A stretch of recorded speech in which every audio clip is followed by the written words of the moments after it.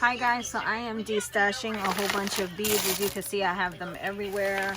I have an emergency, unfortunately, and I have to destash a whole bunch of stuff. So I'm going to show you what's in it. I'm going to get these beads, and these are all brand new. The tag is still intact. Just sometimes I would cut off the, the packaging to make it fit better. So you're going to get these silver beads. These are not Dollar Tree beads.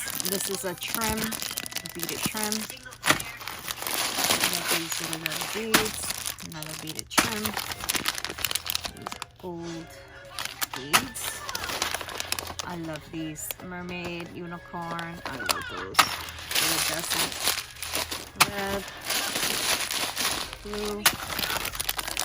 These are gold and silver crowns. Well, these are the silver, but I have I'm using these stashes also. Some pink crowns. Cute little pastel color. And these are off-white, like ivory color. Those are gold crowns. Some peach color pearls. Oh, I love these iridescent see-through. Oh, they're my favorites. And got pink, and we got them in blue.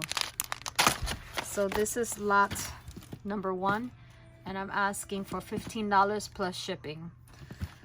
So this is lot number 1.